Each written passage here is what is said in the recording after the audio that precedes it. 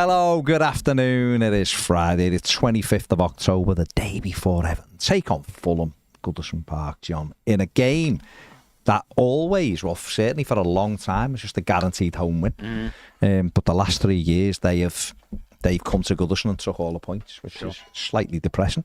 But it's a game that we can definitely win. And I've asked the question on Twitter, a little poll.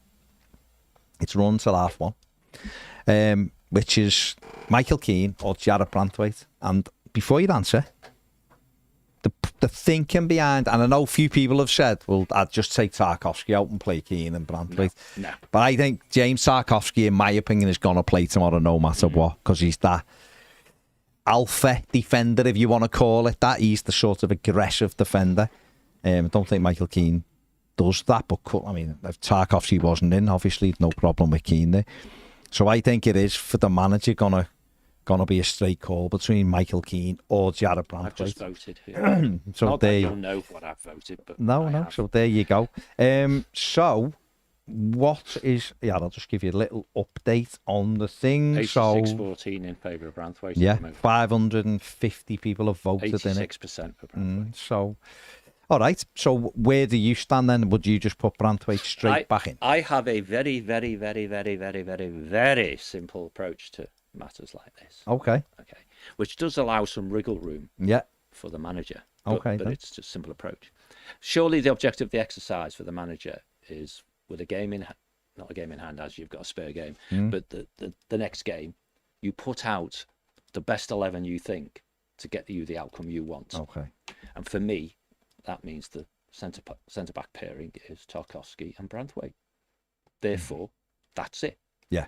Now, there's going to be a school of thought, don't change your winning team and all that sort of stuff. I don't subscribe to don't change your winning team, because on that basis, in some respects, you'd be saying you'd never change your team if you kept winning, you know? Does that mean if City win a game when Haaland's injured, they don't put him back in the team? You know what I mean? Because what you don't know is that, well, you might win by more. For example, you know. So I think, and I know Howard Kendall very much was of the mindset, I play my best team. And we had players leave, Richardson, I guess, being an example. He was the biggest one. Went on to be a league winner somewhere else, but allegedly wasn't good enough to start in our team. But that's the mix of who's around you. Yeah. And people have, what's that phrase? I can't remember. You know, there's a phrase that it's in the moment, isn't it? You know, people modify behaviours in the moment. Keno scores a .05 goal, and all of a sudden, let's drop Tarkowski so he can stay in the team. And I was at a shareholders meeting last night with Kieran Maguire, was speaking at one of our forums, and I was chatting beforehand with the guys, and I don't know if any of you guys have done this, but I said, go and watch the goal again. Yeah. Keane's goal, which is an amazing strike. And you'll see that Michael Keane you don't want to see in your penalty area just before he scores the goal, where he stood in the opposition's penalty area. He has no idea where the ball is. He has no idea where he is, so to speak. And it's something. But then as soon he's alive, as soon as he sees where the ball is, and the strike was tremendous. And we should not forget that he's a bit of an accident magnet, you know. And in the last 2 games for me, he's not faced a challenge because of the opposition's failings rather than for our strength. But ultimately, even if the opposition have been tremendous and we defended tremendously, I'd still say, but our best centre-back pairing is Tarkowski and Branthwaite. So that's what I'd keep coming back to. Just torn between, I personally... Same with Ashley Young. He's had a couple of good games, but you know, if we had our first choice right back available, then... Who's the first choice right back? When they're all fit, Seamus, isn't it? Shouldn't be, but it is. You know? And that's where Patterson has real challenges about what to do, because if he's the first choice, one might suggest emphatically that Ashley's the second choice.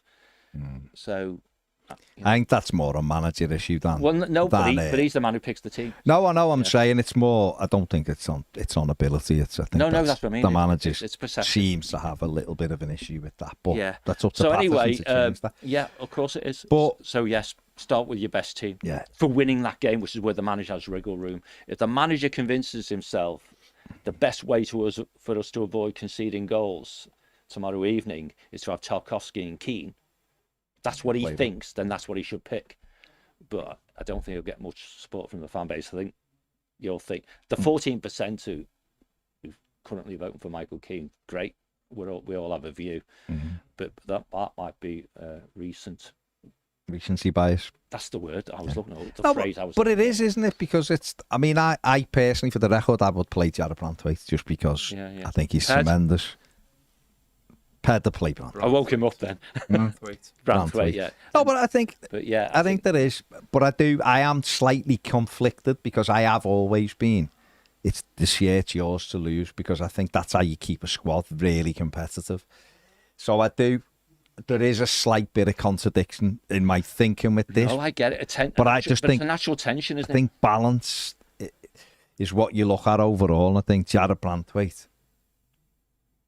I think had it been Keane and Tarkowski, so with the right footers, and Tarky's been out for a couple and Keane's done well, there might be an argument to say, well, I know Michael Keane sometimes can be a bit flaky there, but he's done well the last two, so why should he drop? Do you know what I mean? It's a nice issue for the manager to have but because I just think Branthwaite, the left foot, yeah, good on the ball, better balance, doesn't give the ball, he's clever in possession. I just think sometimes, and he's quick, sometimes that outweighs the sentiment of you did really well last week and scored a brilliant goal, which he did. I give him man of the match last week, so it's not me saying, oh, yeah, he scored a goal, so he stays in. I thought he defended quite well. We were comfortable. But I do also... The manager's signal. I do also agree, though, that the last 2 weeks, like the lap, weirdly... He's a shitbag, looked like a League Two striker last week. And I like him. I think he's talented, the kid, but he lost it. Well, what he did not was... in a reactive way, but he just... No, but he did, because he started barging people in the back for no reason. Stupid free kick. I'd have dragged him off if I was Kieran McKenna. He did in the end. Yeah, but he'd have been off earlier, because he offered nothing. But he put himself on Tarkowski and tried to bully Tarkowski, and that's what that was like the Thank you. That's just what I needed. Yeah. Next 50-50, mate, you're getting it. Yeah. And he never sort of put himself in the position where Tarky could rattle him. So... we had a comfortable afternoon, but you still got to defend it. And Michael Keane played that role. So I just think for balance, maybe that's why he'd get it. But I like I say, I am slightly conflicted. I think the manager has signalled what he's going to do when he said he gave Branthwaite another week. I still think he's almost implying, you know what, it was touch and go last week. Yeah. But, So we'll see. Listen, he's done it before, hasn't he? Although it was easier last time because we were conceding goals for fun.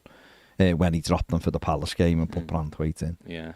But we'll see. But these are a good side, and that's why I think maybe someone who's got pace a bit more Don't forget, we're up against the Dharma Traore as well. Yeah. Who's like ridiculously fast. So Mikel's going to have his work cut out tomorrow.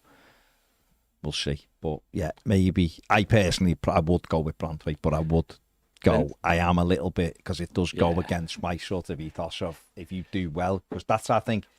If I'm in an Everton squad and I get in and do really well and I know I'm getting dropped for you because you're perceived as better, my motivation does drop and I start thinking, right, I probably need to look elsewhere.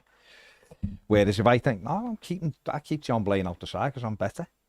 Get in, give me my chance and I'll prove it to you. And I get in and do okay. Is there anyone out there who thinks that Keane is a better defender than Jarrod Branthwaite? No, but that's not the same, is it? It's not the same. That's what I'm saying. There will be schools of thought, and you're right, I witnessed Howard Kendall leave and Alan Harper and Kevin Richards out when they'd come in and do unbelievably well. But they'd be dropped for Kevin Sheedy or Gary Stevens or Peter Reid if it was in midfield. Or we've seen Andy Gray win us the league in the European Cup Winners' Cup, and Howard Kendall sold him in the summer because he was getting Lineker, and he was just like, you're not going to play, mate, so you may as well move. When Gray still had a lot to give, and arguably Everton didn't do as well that year because they didn't have Andy Gray. If he'd have gone that season with Sharp, Gray, Heath and Lineker as 4 options, and Heath can play midfield, who knows, Everton might have won the double that year. Because we had to think. Margins, but Howard made that tough decision and off you go, because I'm getting him. And he was ruthless like that, Kendall. Almost as ruthless as Harry Catterick. Catterick done it, didn't he? Done it to the extreme, didn't he? Because Alan Ball was a vanity thing, though, I think, with Catterick. I wasn't around, so no, you know what I mean? But what I've read back and things I've heard and what people have told me, he done it because they didn't like the attention ball was getting, so he got rid of him for the simple reason of. But that's like part of a manager's decision making, isn't it? About personalities, how you fit, what the other players think. Yeah. You know, if the other starting 10 players, when they find out who they are, if they're deep down all expecting Branthwaite in the team and Keane's in, then what does that impact have on your team? It's difficult. Do they start worrying about Traore because we haven't got whatever? You know what I mean? No, it is. But I think you start, and I haven't used the phrase for a while, so I'll just use it now because there's a guy out there who doesn't like me saying it. But if you plan the dive and then dive the plan, planning the dive is always pay your starting 11. That's best. Your best 11. Yeah. You quite rightly come up with the challenge to that is, but what about that truism of don't change a winning team? It's and when they bang against each other, the manager's actually in a good place because he can't really get it totally wrong. It's marginal, isn't it? You know, when the team comes out, if Keane's starting, I still think people will be disappointed. They would, but not like they would be when he's having one of his bad patches. No, not irate. Like that's suicide. He favours him. They'll say, well, he's done the business over the last couple of games. He scored a great goal. He's always a danger in the opposition's penalty area. Quite often he's a danger in ours. But Branthwaite has mistakes in him as well. So everyone does. So this would be a manager, eh? In the real world. Well, yeah, there's a couple of, I don't normally do this, but it's just a couple of comments off Twitter that just show you the thing. So, Soft Lad Paul says, Keane plays for me, Baz. Branthwaite's clearly better in all areas, but injuries a concern. Another week on the bench won't do him any harm. So that's just really sensible. Let's make sure. Aiden says Branthwaite, but only if he's 100% fit. That's where I think the manager's signposted it. That extra week was this last Mark week. says Keane's done well, but form is temporary. And the fact is Branthwaite's the better player. Who's so that? He has to play. That's Who Mark Taylor. Well done, Mark, because that's one of my sound bites. Form is temporary. And Jamie says Keane's done well, but there's always risk with him. So Branthwaite, you know what I mean? So it's a good margin. That's what I'm saying. People aren't going, he's terrible, he can't play. People are just like, some are going, he's done really well, so we've got Jared in reserve. That's fine, don't risk him. And other people are like, nah, it's Branthwaite, get him in. So there's the thing, and that's a good thing. That's a really good thing because we're not actually going, he's horrific, get him out the side. No, people are going, he's done well, but this fella's better, or other people are leaning into that. And I just, that's what I'm saying. I am conflicted slightly. I personally play Branthwaite, but the hesitancy isn't what it does to Michael Keane for me. Because he's also only got 8 months left at the club anyway, in my opinion. So is Branthwaite. He hasn't. Well, he has, but we're getting money for him. Where Michael Keane's walking up the door. But my other thing is that Branthwaite, with Keane, it's fine, but it's what it does to the other players in the squad who are looking at, when I get in, how's this manager treating me?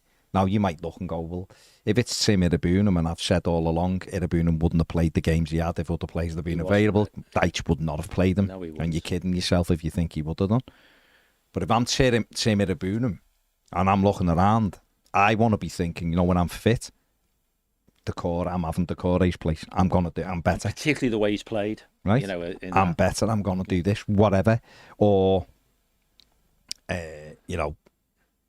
Lindstrom, for argument's sake, he hasn't shown it yet, but if he sort of got to the level that he can play at, he looks and goes, I'm having Jack Harrison's place. It's not always, well, Jack's out this week, yes, but you come in and set 2 up and play brilliantly. Look like you're in it now, but Jack's coming back in. That doesn't do anything for anybody. So there is it is natural tension, like you say, and it is a juggling act. And it's not binary either, in my mind. And the challenge of managers is always going to be keeping as many of the players happy as they can, isn't it? Because every player, the end of their understanding is here. I'm much better than you think I am. Yeah, of course. And part of the confidence you need to be an elite sports person is just that, isn't it? You've got to accept it, yeah. But I think if you were doing if you set a rule, as I've implied, almost play your best starting 11, then you have to make smaller decisions all the way along the line because you pick Lindstrom and Harrison. The manager has to think, well, which of those is my starting one then? That's historically, it's Harrison, right? Yeah. But and we've had this chat ever so briefly. Maybe we can divert to it almost, where Decore is a much more influential player away from home than he is at Goodison. So do you have That's my home starting 11. That's my away starting 11. That's my starting 11 against this type of team. That's my starting 11 against that type of team. And I think that's what you should do, personally, because it's all based on my premise of you play your best starting 11 to get the outcome that you want, which is influenced by where you are, who you're playing, who they've got in their starting 11 because of injuries. You know, if you're playing Arsenal without Saka, they're a different team than with them. If you've not got Saka or Odegaard, they're a completely different team. You know what I mean? But if you're rigid with, that's my starting 11 and I always play them, that's a bit too rigid for me. Yeah. No, but back in the day of Howard's way would always be, that's my 11, I play them. Yeah. But he had less subs as well. He to did. play with. So. He did. Benjamin says, hello, looking forward to a nice 3 points tomorrow. I'm sure we owe Fulham a win or two. Will be a tough game, though. We do owe them. Yeah. We definitely owe them. Yeah. We haven't beat them in 5. Yeah, that's amazing, isn't and it? Also, went out the cup to them on penalties last season. Alex says, afternoon, lads. Thinking about the 21-22 season earlier after Baz and Ned mentioned Damari Gray. How do you think things would have gone if Ancelotti had stayed if we were so limited financially that season, only signing Gray and getting Townsend on a free? Do you think he'd have juggled things better? I assume he'd have kept James Rodriguez and Dean, but wondering how that would have worked with PSR issues. Cheers and all the best to Ned in his new job. For sure he'd have juggled things better. Absolutely. He wouldn't have had the tension that Rafa created. It'd have been a challenge. Of course it was, because it was a challenge. But Carlo would have kept Moise Keane as well. He just would have. And he'd have had options. So Everton, therefore, would have got him playing. Would have scored more goals. Yeah. Therefore, would have finished higher up the league. Therefore, would have offset some of the PSR stuff as well. A little bit. And he's just a better manager than Frank Lampard and a better manager than Rafa Benitez. Just is. And Sean Dyche. And Marco Silva. But I don't know whether he'd have I don't imagine he would have stayed the way it played out. No. So I don't know whether Machiri would have been more inclined to go and try and get investments earlier or look for ways around it. It's hypothetical, isn't it? But for me, he would have done a better job with a squad of players than what Rafa did or Frank did, because he's just a better manager. What he's demonstrated consistently, particularly in Spain, if you like, it's the politics around clubs like that and the egos of Galacticos squads and stuff. Because as we've just been talking about Keane and Irabunum, and particularly the Keane versus Branthwaite thing, the soft skills of the manager come into play. Explaining to the player who's not in starting 11 why. And how it's not negative for them, and this, that, and the other. This manager, is a bit more old school, which is, I'm the gaffer, I picked the team. To a large degree, you just have to suck it up. Maybe that's his style. I don't know. We'll see. But he's been talking up, both Ashley Young and Michael Keane in recent days about professionalism and all that good stuff. I'm sure they are really good professionals. No, I agree, but it also, to me, smacks of let's give him another contract. I don't think he'll be here to do that. And that's all. Again, we should distract just for a moment if I can. That's what you do if you're the board. You say, we don't have to make those decisions right now. We can make them later. When what you're really saying is, mate, we're going to make these decisions when you're not here. Yeah. Fletcher says we'll be Fulham. Everton, well done. Being the centre of attention, will it affect the players or make them glue together? What centre of attention is that? Being on telly, you mean? Maybe. I don't know. Tell us, Fletch. Don't know. Yeah. Who knows? We'll know tomorrow how they play, won't we? Mark says, all right, lads, I was living out the country when Marco Silva was the manager. Where do you think it went wrong for him at Everton? But also I'd play Jared at 100%.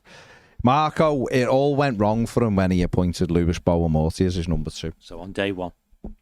No, it wasn't day one. Ish.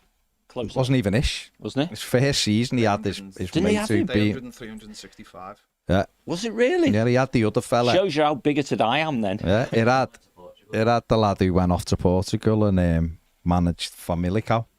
So he was his number 2 who'd had forever. No, you're right. And Everton finished the season really strongly. I've rewritten history that he was here from the beginning. No, he wasn't. He left and he appointed Bowen-Morty and 4 months later he was out of a job. It was a ridiculous It decision. was wrong the day he made it. Everton should have said, No. you're not appointing him because he's got history with us, which he did. And he just wasn't the right fit. And Marco, I think, he'd had Carlos Queiroz wanted the assistant manager, and he might have should have really probably gone with him because he was an older manager. As the fella who he was with him, he was a Hugo. Can't remember what the lad's name was. It'll come back to me, I think. If he'd have gone with an older manager and he had a couple who were in the frame, I think that would have really helped him. But he went with Bowen Morty, who was probably younger than him and had that history. And I think the players weren't convinced by Bowen Morty in the slightest. There's lots of stories. And that's where he is, Fulham, as his assistant. No, he's gone. He's not there. You'd have to do it when he was appointed and all that. Yeah, that's what I'm trying to find out. I'm Anyway, sure you it's carry on, Hugo. sir. Anyway, if he'd have gone with an older sort of more experienced number 2 to replace the outgoing one, I think he'd have done better. And it's sort of the players, like I said, the players didn't have Bowen Morty for a second. And therefore, when things started going wrong, and don't forget, Sousa, yeah. Sousa Parlot, was it? No, not Parlot. Pedro right. Sousa. And if he didn't have, if he would have had a more experienced fella, would have helped him through those times. But Marco lost 3 games on the run and was sacked because that was unacceptable, apparently. So that's what it's about. I know you say it went wrong when he made the wrong choice. I think it went wrong when Everton did what they've done consistently, particularly under the Mashiri times, is let the managers wither on the vine, let them die. Yeah. And we see many of them leave looking distraught and older than they are and all that sort of stuff. And a strong boardroom would have said, mate, do you want to have a think about that? Because we don't think he fits this club for these reasons. And if the manager goes, no, I insist, then you've got to be bold. So, well, perhaps you need to go then as well. Yeah, because we don't want that guy. Our fans won't like him. You're on a hiding to nothing if things go remiss because you've got him as your assistant. And this is a club that was quite comfortable with Sammy Lee being on the touchline, right? Because he was a full-time, proper professional who, his dream would be for Everton to win games, no matter who we were playing. And yet this guy just had history, didn't he? I don't even think it was that history. He just wasn't good enough coach. And he wasn't a good wasn't coach. either. No, but that was the marker, wasn't it? People. I don't fall into those things. Well, lots of people did. I think that can be an excuse for people. I just don't think he was a good coach or a steady hand for the guy who was still a relatively young manager and was taking over this first big job in the Premier League. You're right, which is what Baz was saying, having a more experienced assistant around him to guide them, to be wise through the troubles. The man who said, in my experience, and I've been doing this, a long time, because he's a damn good coach, Marco. Very good. Proved it again. Actually, he's proved it at Fulham, but this is what it is, isn't it? It's the whole thing. Portugal, of course. But Estoril. You're looking. He's done brilliantly in Estoril, and obviously done well in Greece as well. And that's to me, that's where it went wrong. And when he left and his mate left for Familco, he should have had someone in with the, he should have had someone in who come in and said, no, we want someone who's where the club should have said we want someone more experienced, or certainly definitely not Bowen Morty. João Pedro leaves, and he appoints someone with less experience, which isn't good. So that was where it went wrong for me anyway. Gareth says, not sure if it's been mentioned, I've just seen an ad. Yeah, I saw it. Jordan Pickford and Tony Bellew were on Celebrity Gogglebox watching. Oh yeah, I saw that this morning or last night. So it'll be interesting. James Graham says he should give Patterson the first FA Cup game to see where he stands. Surely he's got to be Dyche fit by then. Yeah. Mike Rafferty never. John, I should have told you off for swearing before they bought the shed. Mike Rafferty says. Barry says, according to It's Alan, not my fault, it's Baz's. Alan Ball teammates, the biggest mistake Harry Catterick made was making Alan Ball captain after Brian LeBone retired. I think the biggest mistake As was Ball selling was him. having a go at the players all the time. Aye. As Ball was having a go at the players all the Standards, time. yeah. Standards, yeah. But I think the biggest mistake was moving him on. Yeah. Well, it was, because he should never have gone. He was prime, wasn't he? Absolutely. Arsenal couldn't believe they were getting him. But whoever's just made the comment may just be right. That one led to the other, making him captain, disrupted the changing room. Egos kick in on all sides, and he thinks, well, got a record fee being offered for you here. Yeah, Scandalous. Luke, just have a look. Just put it in. Have a look at Bowen Morty and Everton. Dan says, are we letting recency bias paper over Dyche's flaws and wanting Keane to get another deal? Says, I'm not sure, but I do like this unbeaten laugh. Well, you always will. When you start getting a few results go your way, things just seem so much better and you overlook things. But very much like Ten Hag, the couple of defeats will put Dyche back in the spotlight, won't it? A mistake from Michael Keane will put him right back in people's... This is what happens, isn't it? It's difficult, but... It is. But, yeah, it's very, very difficult. KC says, play the best team tomorrow. Good man. Don't change your winning team if we've won 10 on the bounce, but we've won 1. Fair point, yeah. Fair enough. Jonathan says Mourinho sounds like he wants the Everton job. He's a mischievous so-and-so, isn't he? He is mad. Danny, YouTube member, says, I'm hoping he starts Brantwaite on Saturday. Still feel sorry for O'Brien. What has the kid got to do to get a game? Gonna have to perform in training, I guess, isn't he? And make the manager. See, if I'm Jake O'Brien now, I'm asking for a couple of 21 games just to keep playing football, because he just hasn't played. But a lot of times they're on Fridays, or in fact this Saturday I think they're playing Liverpool, aren't they? And it's it's this Saturday, it's at like 2 o'clock or something. Okay. So they're playing the same day as the team, so that's no good. Yeah. But it's those kind of things. David Jones said, and this is a good point as well, Silva also lost Zuma and Ghana the second summer, and we didn't replace them. Yeah. Nash says, crazy thing is, if Marco Silva wasn't a former manager, he'd be in the running next season to replace Sean Dyche. He would. He would. Let's get him back. Robert Jones says, we all know that Patterson won't get minutes, but we try and kid ourselves thinking Dyche will finally see sense. It's not going to happen. Robert says, Dyche would rather play old and past their players than give young players a chance. Chris Bairn says,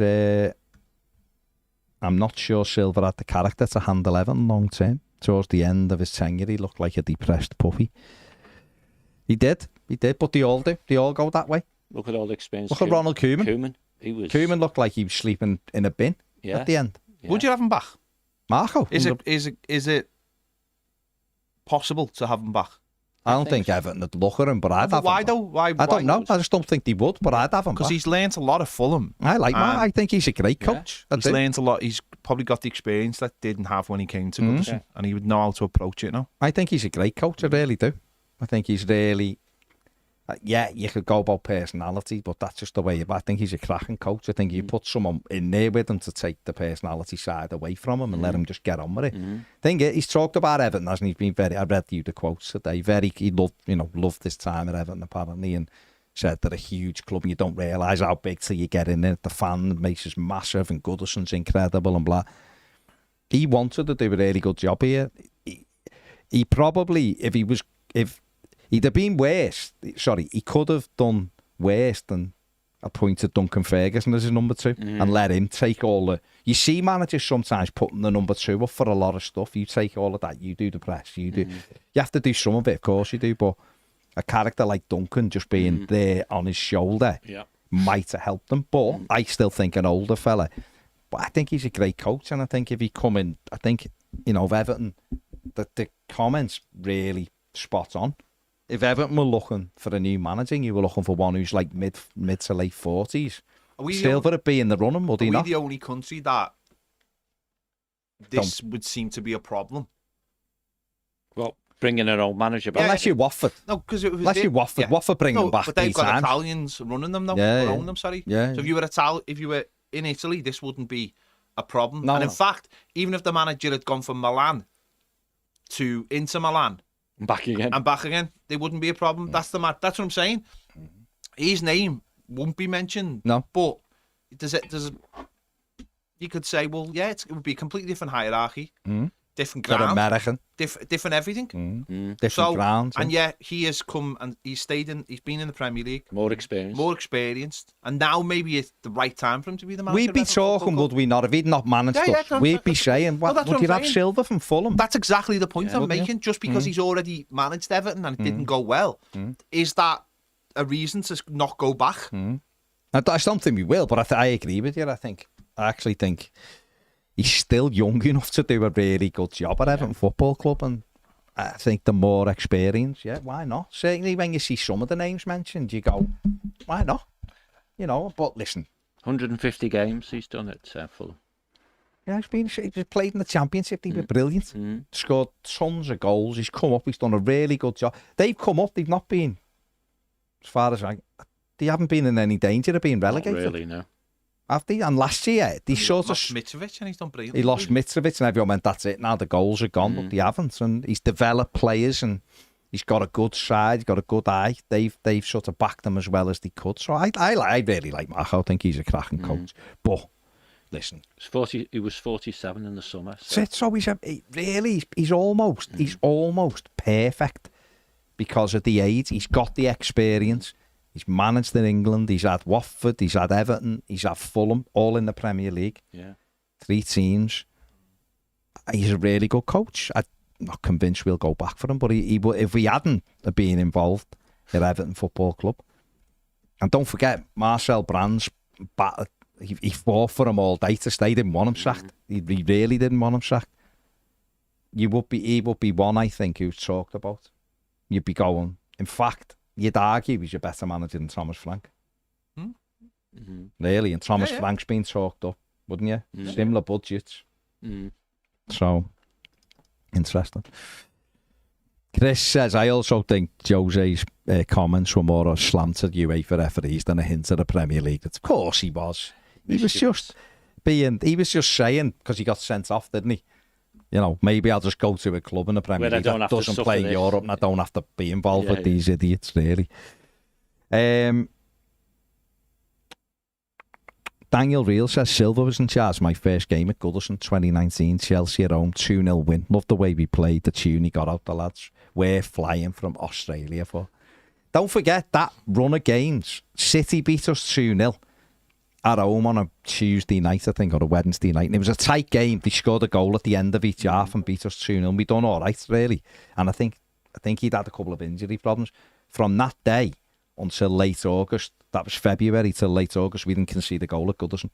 And we played Arsenal, Chelsea, Liverpool, Man United. Burnley was the other one. But we beat Liverpool, we drew 0-0 with when they were beating everyone. Must have been, No, Spurs had belted us. But we beat the rest of them. Goodison didn't concede a goal. Beat United 4-0. We were absolutely tremendous. He had it right. He had Calvert-Lewin through the middle. And then we got to the summer and he was right, because I remember we played, was it Wolfsburg we played? And Werder Bremen, wasn't it? We drew 0-0. And he'd done an interview and he was like, we need players. I need 5 players this week or we're not ready. And Everton got him 1. That's unusual. And they pissed about on deadline day trying to get Wilf Zaha. When Brands had stepped back, nothing to do with me, mate. You're trying to offer 80 million for him. No, thank you. And Mashiri went and grabbed Iwobi. No, Iwobi was decent for Everton, but he went and grabbed him, but it wasn't what they wanted. It wasn't what Brands wanted. And if Everton had gone and got a couple in that week, earlier in the week, that was the Thursday, I think, the deadline. And this was some Saturday night, I think. We drew 0-0. When they gave Dom the number 9 shirt, we played away and drew 0-0. He wasn't happy, Marco. Wasn't happy. We'd been to Switzerland and seen him and all that, and he wanted them extra plays, which he knew the areas he wanted. Garner had gone out, as someone rightly said. We got Jean-Philippe Gbamin, okay. He should have worked, but his leg fell off. But we should have had another one in there with him, because he was always going to be a slow burner.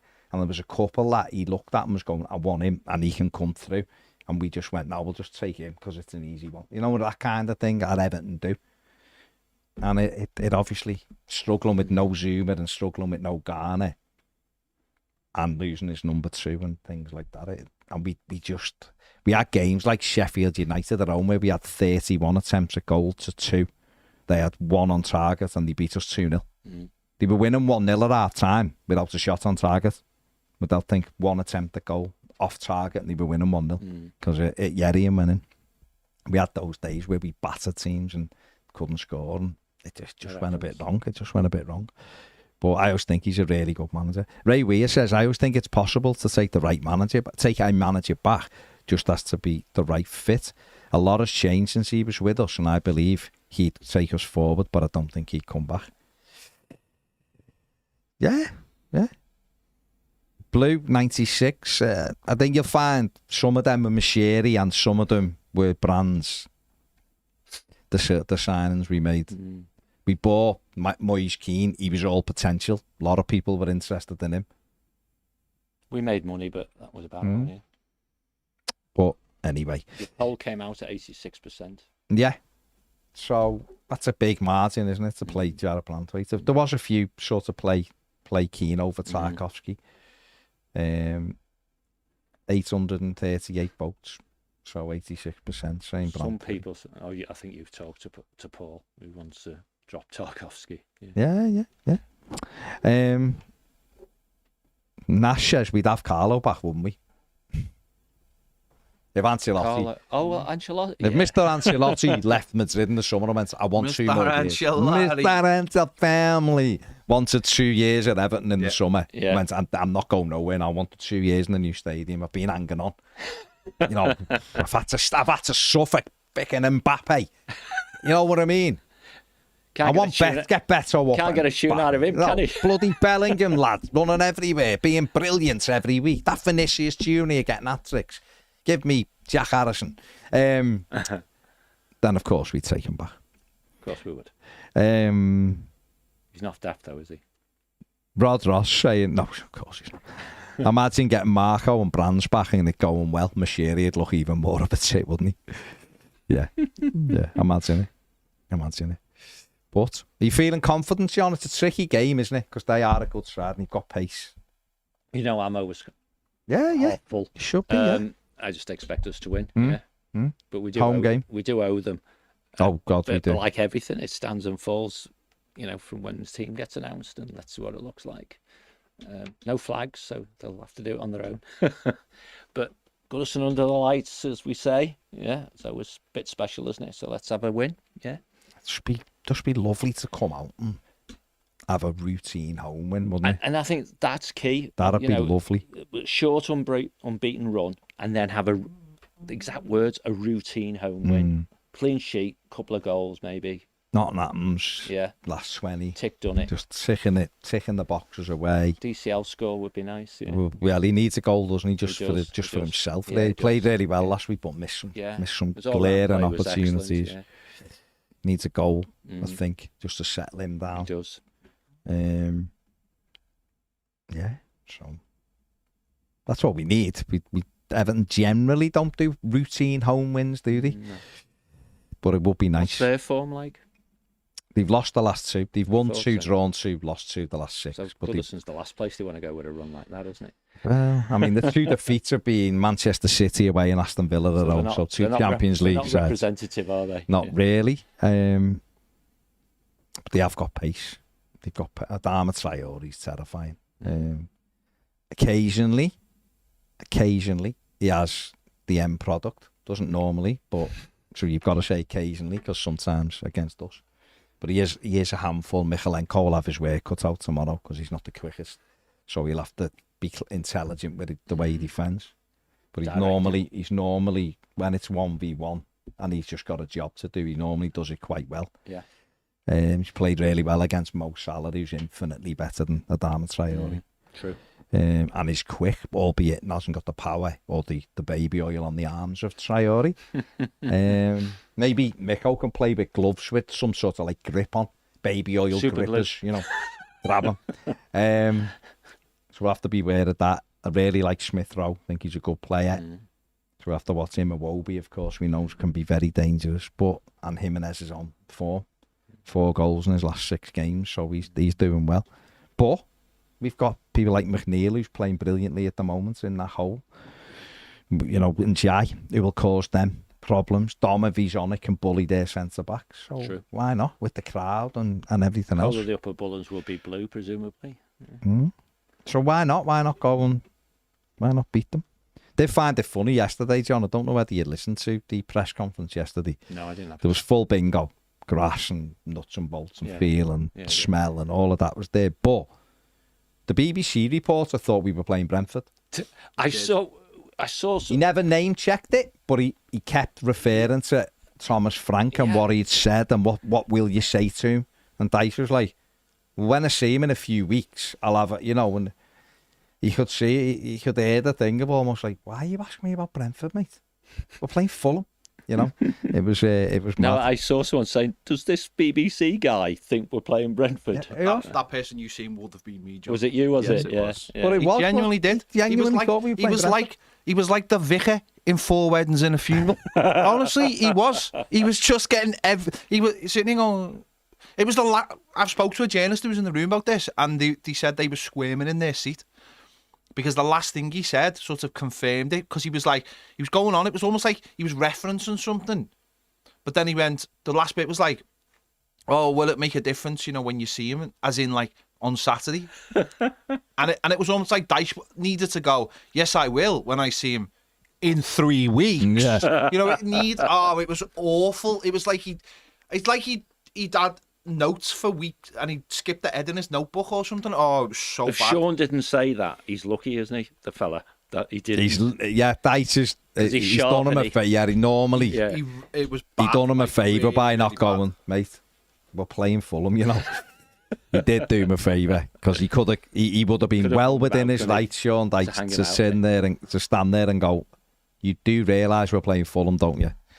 Bad. It was bad. And then if he'd have gone, yeah, why you ask me about Brentford?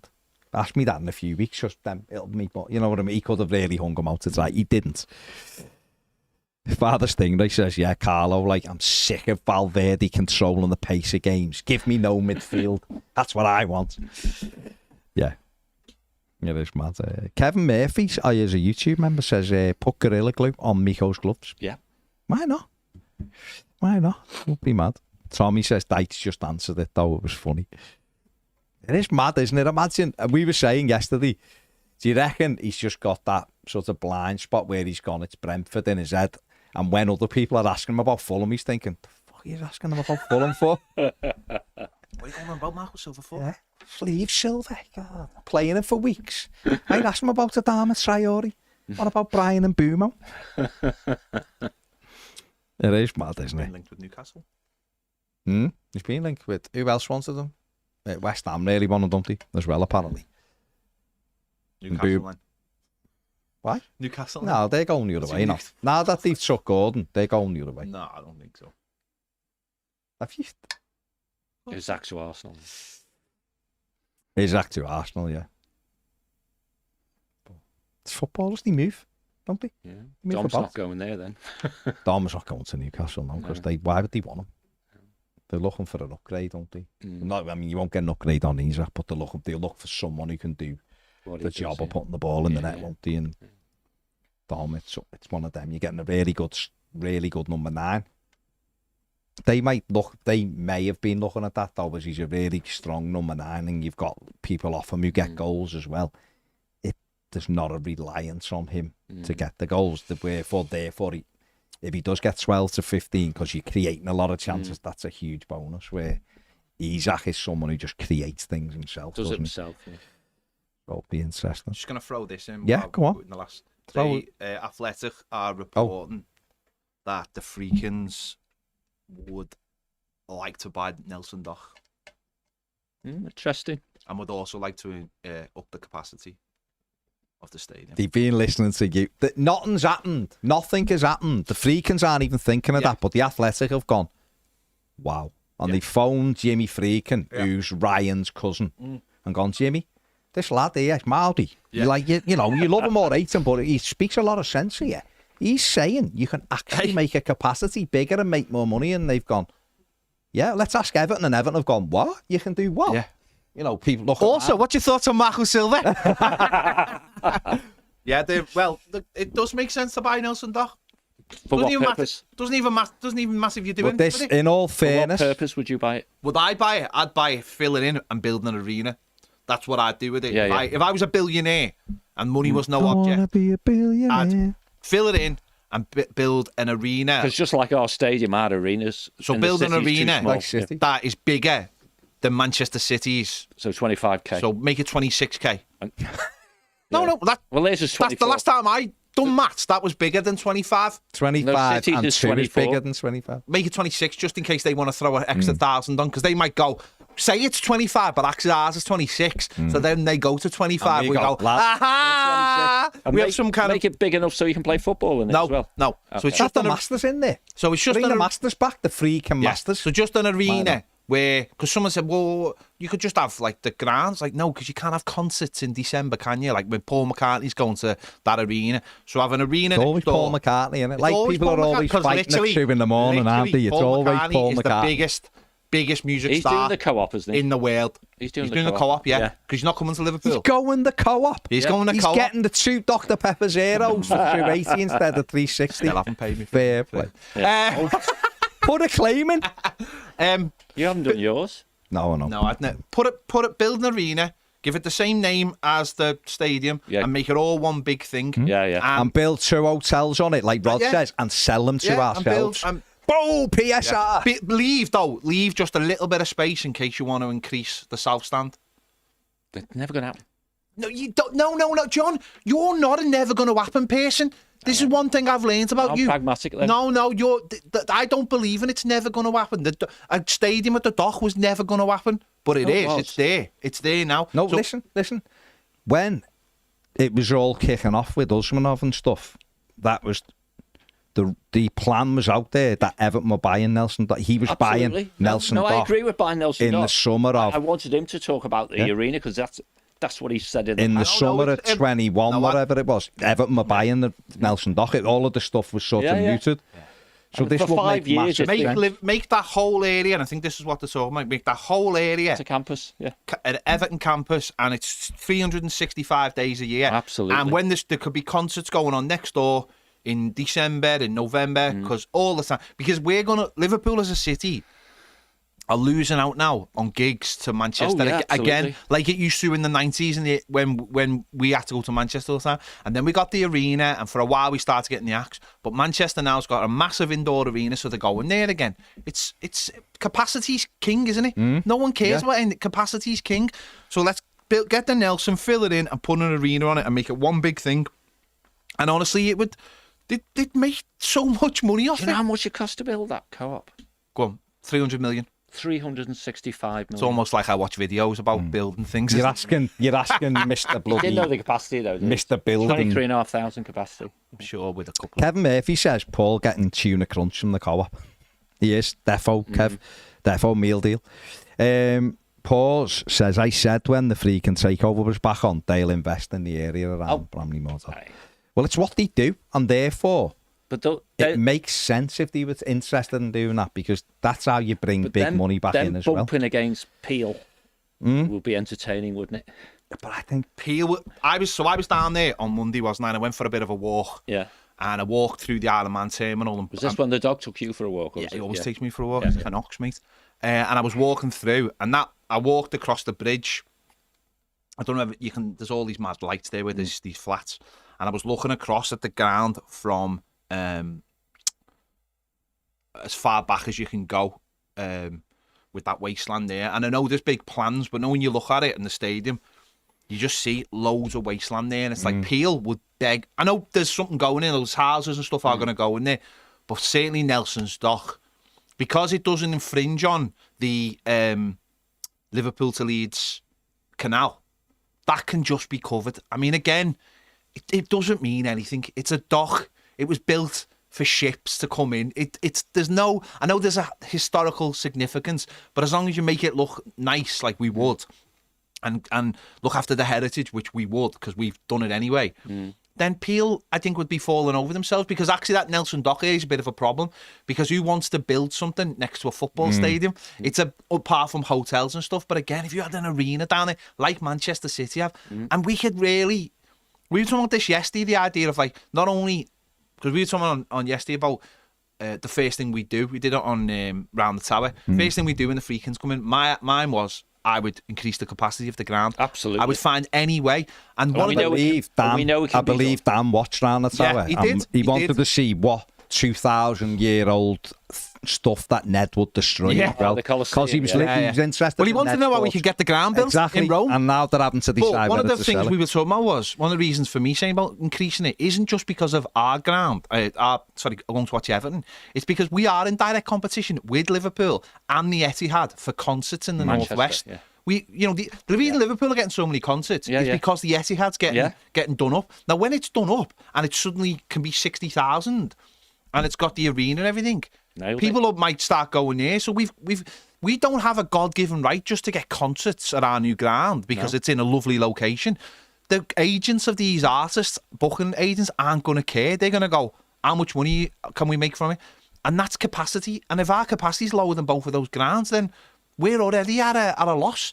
But if we have an arena next door as well, then maybe the pull of some contracts and everything and who they work with and all that kind of thing will fall into place. So absolutely, you've got to start thinking bigger. Like last time we had this conversation, people were like, "Yeah, but we've already got an arena. So what? It's too small. Manchester's got 3 arenas. Yeah. You've got as a city, we've got to start thinking bigger. We really have to, and that means loads of things. That means making sure we have a direct link from the airport to the city centre and to the 2 stadiums and all these things, which for years we've buried our heads in. Like, I've seen people recently, because they're building a train station at the Baltic, going, why are you building a train station there? It's like, to ferry loads of people to one of the most busiest places in the city. Loads of people. You could spend that money on this thing, and you're like, it's like when we had like Eurovision. Why are we spending money on? Because it brings loads of people to this. Why are we spending money on giant spiders? Because it brings loads of people to the city. People are so... They were shite. I loved the puppets, and they brought millions of people to this. Nobody brought loads of people. No, they did. But they were still shite. No, they weren't. They were brilliant. They were magic. I went and seen them, but they were magic. I went and watched a little girl asleep in the middle at 4 o'clock in the morning in the park. That's because when I was awake. When I was a taxi driver. You're still awake at 4 now? No, I'm not. No. I'm well asleep by 3:05 now. You've got to go. We have a major city. Basically, the UK's second biggest city is right next door to us now. And we've got to start acting bigger as a city. And if a guy wants to come in who's a billionaire and say, I'm filling that dock in and I'm building an arena, make sure you clear the path for him then. Yeah. Make sure you make it as smooth as you can for him. There you go. Exactly. So you got a view on this then? Yeah? I've got a view on basically every single thing in the world, John. Yeah, interesting. Right, we're done. Make sure you watch the 1878 video that has gone out. Ped talking to Katie Carter, who's one of them, about how we can make Goodison better and give it a better send-off in its final season. So go and watch that. That's available now. Hit the like button, subscribe. Thanks to everyone who has. It's racing up now, the Al sub. So thank you. If you want to hear a bit more football chat, we'll be on More Than a Game in 10 minutes. 2:05 is the time for you to have on your clock. But you don't have to go nowhere because there's a magical superhighway link. Literally all you'd have to do is go and refresh your drinks and be ready for Premier League predictions for the games tomorrow.